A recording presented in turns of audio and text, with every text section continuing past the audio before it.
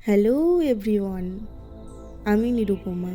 প্রথমেই জানাই ইংরেজি নতুন বছর শুরু হয়ে গেছে, তার জন্য সবাইকে হ্যাপি নিউ ইয়ার। নতুন বছর সবার খুব খুব খুব ভালো কাটুক, সবার ড্রিম পূরণ হোক আর ড্রিম দূরে যাক। তবে বছর শেষে একটা জিনিস বুঝলাম, যাদের উপন্যাসে আমরা চরিত্রও হতে পারি না, তারা আমাদের উপন্যাসে এক একটা অধ্যায় হয়ে রয়েছে।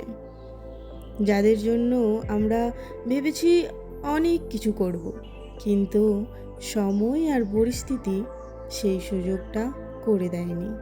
আর সেই ভাবনাটাই কখনো আমাদের পেছন ছাড়ে না। তারা যেন কোথাও একটা আমাদের মাঝেই সব সময় থেকেই যায়।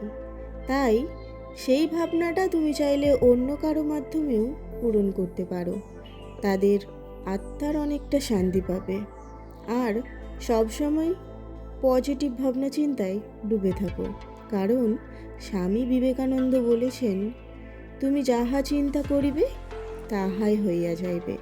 তুমি যদি নিজেকে দুর্বল ভাবো, তাহলে তুমি দুর্বল হয়ে যাবে।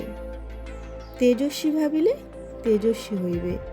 যদি তুমি নিজেকে অপবিত্র ভাবো, তাহলে তুমি অপবিত্র।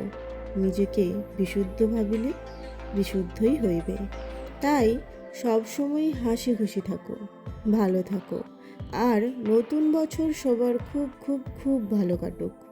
ধন্যবাদ।